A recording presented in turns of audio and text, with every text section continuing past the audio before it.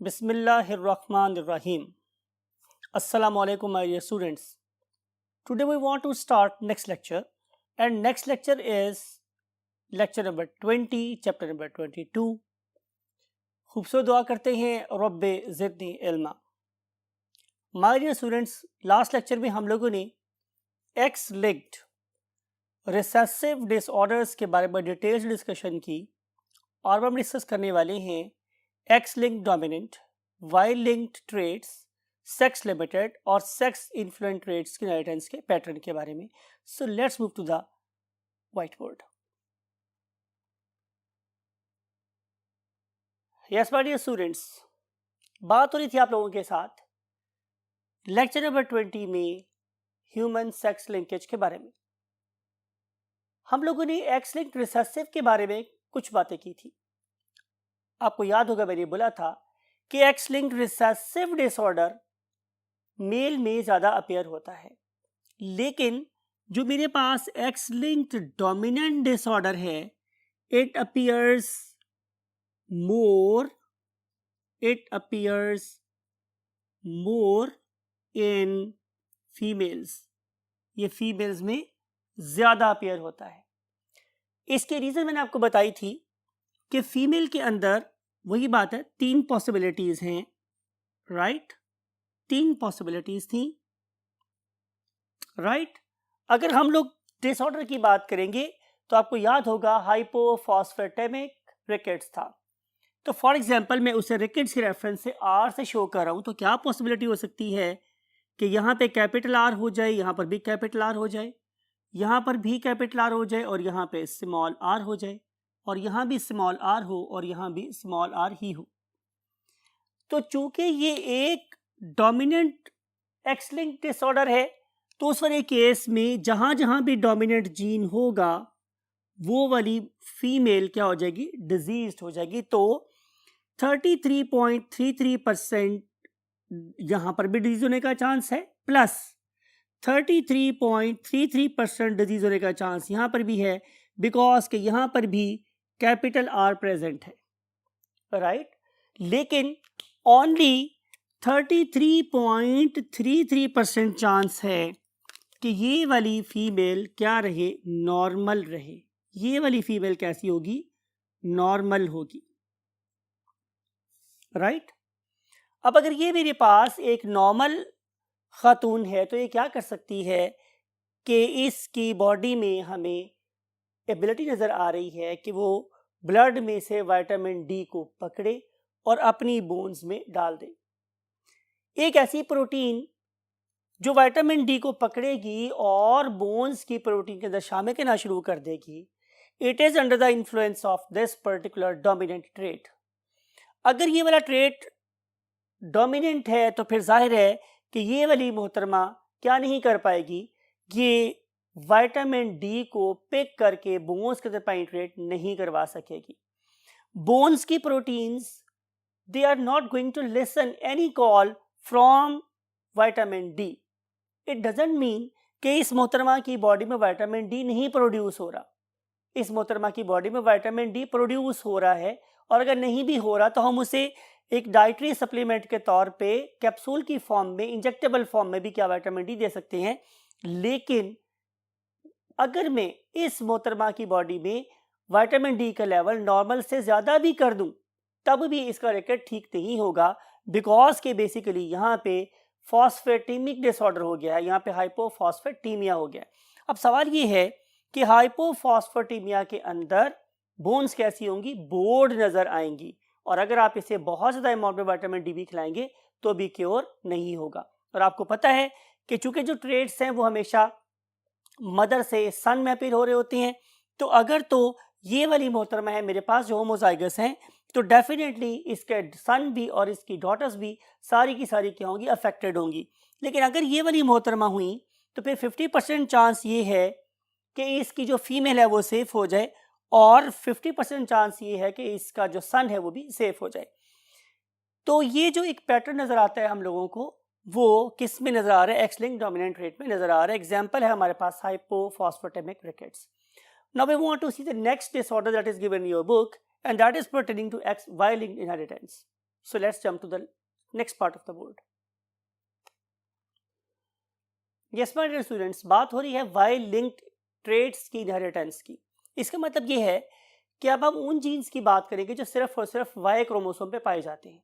तो पहली बात आप लोगों को पता ही है कि Y क्रोमोसोम्स जो होते हैं they are present only in male. जाहिर है ये कहाँ होंगे? Only in male. Y chromosome is present only in males. Therefore, the pattern of inheritance is very peculiar. ये बड़ा खास सा होता है। हम पेडिग्री को देखने के फौरन बाद बता देंगे कि यहाँ पे चूंकि ट्रेट्स फादर से सन में और उस पर्टिकुलर सन की जब क्या होगी, यूथ होगी, वो बाद में फादर बनेगा, तो फिर उस फादर से उसके सन्स में शिफ्ट हो जाएगा।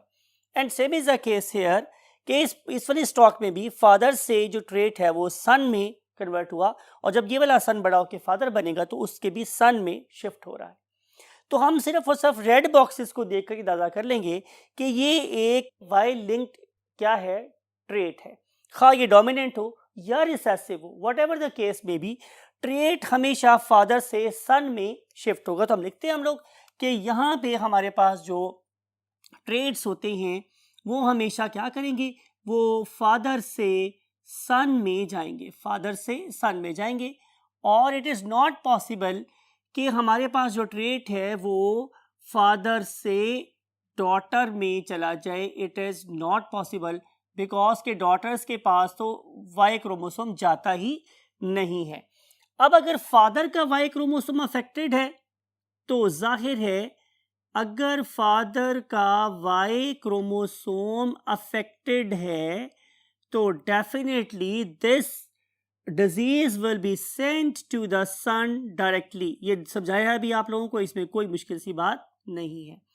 और इसकी जो मेरे पास बेस्ट एग्जाम्पल है जिसे हम बड़े आसानी से हर जगह कोट कर सकते हैं, दैट इज के वाई क्रोमोसोम के शॉर्ट आर्म के ऊपर, वाई क्रोमोसोम की शॉर्ट आर्म के ऊपर एक gene present that is called as SRY gene. ठीक है, ये मेरे पास क्या क्यों कहलाता है SRY जीन? बिकॉज के ये सेक्स डिटरमाइन रीजन है of the Y chromosome, sex determining region of the Y chromosome, इसलिए अब इसे SRY जीन बोलते हैं। और अगर SRY जीन मेरे पास होगा तो आपको पता है कि प्रेगनेंसी के 6th वीक में ही क्या स्टार्ट हो जाएगी, प्रोडक्शन ऑफ टेस्टोस्टेरोन, राइट। और अगर हमारे पास टेस्टोस्टेरोन बनना शुरू हो गया है तो जाहिर है developing organism will be the male only. तो सिंपल सी बात है, अगर हम SRY जीन की बात करेंगे तो वो सिर्फ और सिर्फ हमेशा किस में अपीयर होगा, मेल में अपीयर होगा। वो आपको किसी भी जगह पे फीमेल में अपीयर होता हुआ नजर नहीं आ रहा। So this is the very peculiar pattern of that very disorder that is called as X-linked inheritance. तो क्या पैटर्न नजर आया? हमेशा मेल से मेल में जीन ट्रांसफर अगर हो रहा होगा तो हम उसे बोलेंगे कि Y-linked इनहेरिटेंस है। Now we want to see to the second last component of the topic that is called as sex limited traits। उसके लिए मूव करना पड़ेगा next part of the board पर। यस माय डियर स्टूडेंट्स, बात हो रही थी आप लोगों के साथ सेक्स लिमिटेड ट्रेट की। इसका क्या मतलब है? लिमिट का मतलब है कि ये महदूद हो जाए। सेक्स का मतलब है किसी भी जेंडर के साथ, या ये एसोसिएट हो जाए किसी मेल के साथ या किसी फीमेल के साथ, तो हम इसे बोलेंगे कि एक सेक्स लिमिटेड ट्रेट है। आपको मेरी बात समझ आ रही है? तो आइए इसके बारे में लिखते हैं कि it is limited to a single sex only, right.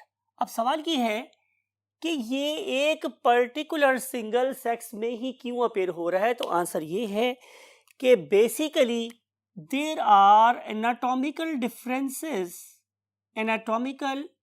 differences between the two genders, right? बात आपको समझ आ रही? इसका मतलब ये होगा कि एक पर्टिकुलर ऑर्गेनिज्म में they will appear, बड़ा के लिख रहा हूं मैं more, लेकिन in other gender it will remain recessive, because कि anatomy उस पर्टिकुलर जीन को एग्जीक्यूट करने में हेल्प ही नहीं कर रही। Anatomy, structural makeup of the body, ये हेल्प ही नहीं कर रहा उस जीन को एग्जीक्यूट करने में। ठीक है, अब सवाल ये है कि ये पर्टिकुलर जीन कौन कंट्रोल कर रहा है? तो आंसर इज कि this particular gene can be controlled by sex chromosomes और बाय ऑटोसोमल क्रोमोसोम्स। दोनों में ये जीन्स पॉसिबल हो सकता है कि अपी हो और ये एक पर्टिकुलर सेक्स को क्या करें, अफेक्ट कर रहे हों। अब यहाँ पे उसने दो एग्जांपल आपकी बुक में लिखी हुई हैं कि अगर आप लोग मैमल्स की बात करते हैं, अगर आप लोग इसकी बात करते हैं मैमल्स की, तो सारे के सारे मैमल्स, खास तौर पर बुक में खौगे मिसाल दी गई है कि they are basically provided with a gene that is specially designed for the production of milk. अब सवाल ये है कि क्या मेल में ये वाला काम हो सकता है? तो आंसर इज नो, बिकॉज कि मेल की बॉडी की एनाटॉमी फीमेल बॉडी की एनाटॉमी से डिफरेंट होती है। तो अगर ये जीन वहाँ पे प्रेजेंट भी होगा तो उस पर्टिकुलर जीन को एग्जीक्यूट होने के लिए आपको जो एनवायरनमेंट चाहिए, जो स्ट्रक्चर्स चाहिए, वो बेसिकली मेल की बॉडी में लैक कर रहे होते। Same is a case with some other example and that very example is beard. आपको पता है कि जहां तक ताल्लुक है बियर्ड का, it is characteristics of the male only, ये सिर्फ और सिर्फ मेल हजरात में होती है, राइट। सवाल ये है कि बियर्ड फीमेल बॉडी में अपीयर क्यों नहीं हो सकती? तो again answer is very simple. Female की बॉडी, फीमेल के चेहरे पे वो एनाटॉमिकल स्ट्रक्चर्स ही प्रेजेंट नहीं हैं जो इस पर्टिकुलर जीन को क्या करें, रेस्पॉन्ड कर सकते हो, राइट। तो जब एनाटॉमी उसको सपोर्ट नहीं करेगी तो जीन प्रेजेंट होने के बावजूद और some time even hormone present होने के बावजूद भी ये वाली फीमेल के चेहरे पर बियर्ड नहीं ग्रो करेगी। ऑन द अदर हैंड, अगर एक ऐसी फीमेल है कि जिसके फादर की बियर्ड बहुत ज़्यादा घनी थी, तो क्या उसकी बेटी के चेहरे पर भी बियर्ड ग्रो करेगी? तो आंसर इज नॉट। लेकिन बहरहाल उस पर्टिकुलर मोहतरमा के पास एक बड़ी घनी बियर्ड का मैसेज जरूर मौजूद है, तो वो वाला मैसेज वो अपने सन को जरूर ट्रांसफर कर सकती है। तो क्या होगा कि जब ये वाली मोहतरमा यू कैन से कि एक नई जनरेशन को प्रोड्यूस करेगी, तो नई जनरेशन में इसके सारे के सारे बेटों या एक बेटे की दाढ़ी बहुत ज्यादा घनी होगी, राइट। तो हम लिखते हैं आप लोगों के लिए कि this particular female can not have beard, इसके ऊपर बियर्ड नहीं होगी, लेकिन she can pass this particular thick beard message to her sons. Got the point? तो इस तरीके से ये वाले कैरेक्टर्स मीन मिल्क की प्रोडक्शन का कैरेक्टर फीमेल के साथ और बियर्ड की प्रोडक्शन का ताल्लुक मेल के साथ रिलेटेड है। देयरफॉर हम उसे बोलते हैं कि it is a sex limited trait. अब हम डिस्कस करने वाले हैं आज का last topic, that is called as sex influence trait. इसका क्या मतलब है मेरे पास माय डियर स्टूडेंट्स कि एक जेंडर इससे ज्यादा मुतासिर होता है। इसका क्या मतलब होगा कि दूसरे जेंडर में भी ये डिजीज हो सकती है। तो लिखते हैं आप लोगों के लिए कि दिस पर्टिकुलर डिजीज और this particular character can appear और can occur in both sexes. In both sexes का मतलब ये है कि मेल में भी हो सकता है और फीमेल में भी हो सकता है, लेकिन it is more common in one gender. लिखते हैं आप लोगों के लिए but it is more common, but it is more, यहां लिख रहा हूं मैं, मोर कॉमन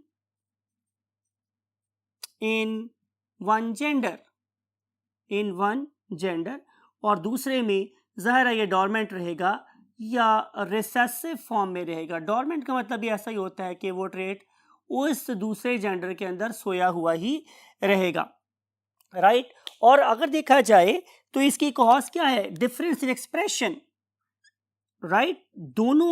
दोनों ऑर्गेनिज्म में जो एक्सप्रेशन का डिफरेंस हमें नजर आ रहा है, और उसकी वजह क्या है? उसकी वजह है इन दोनों ऑर्गेनिज्म के बॉडी के अंदर हार्मोनल क्या है, डिफरेंसेस। जाहिर है मेल बॉडी के अंदर हार्मोनल मेकअप डिफरेंट है from the hormonal makeup of the women, right. तो इस लिहाज से दोनों के अंदर जो करेक्टर है वो डिफरेंशियली अपीयर हो सकता है। एक्सेलेंट एग्जाम्पल जो आपकी बुक में गिवन है, that is called as a baldness, that is called as a baldness, या हम इसे एक और नाम देते हैं, it is also called as pattern baldness, pattern baldness. Right my dear students, अब हम यहाँ पे देखें तो हमें ये पता चलेगा कि ये एक ऑटोसोमल डिसऑर्डर है। भाई जाहिर है अगर ये मेल में भी अपीयर हो रहा है और फीमेल में भी अपीयर हो रहा है, राइट, तो इसका मतलब है कि डिजीज कैसी होगी, ऑटोसोमल होगी, राइट। लेकिन इंपॉर्टेंट बात ये है कि ये एक ऑटोसोमल डोमिनेंट डिसऑर्डर है। डोमिनेंट डिसऑर्डर का मतलब क्या होगा कि जहां कहीं भी मेरे पास डोमिनेंट जीन होगा, चाहे वो मेल या फीमेल, वहां ये अपने आप को क्या करेगा, शो करेगा। तो चूंकि ऑटोसोमल डिसऑर्डर है तो मुझे एक्स और वाई लिखने की जरूरत नहीं है, मैं एक्स में कब लिखता हूं, what are the possibilities. Possibility ये है कि कैपिटल बी हो सकता है, कैपिटल बी स्मॉल बी हो सकता है, या स्मॉल बी हो सकता है।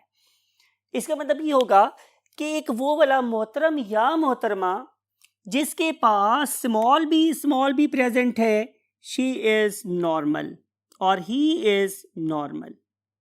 दोनों के केस की बात हो रही है कि वो ही भी हो सकता है और वो शी भी हो सकता है। बोथ आर नॉर्मल बिकॉज कि डिजीज की कॉज एक डोमिनेंट जीन है।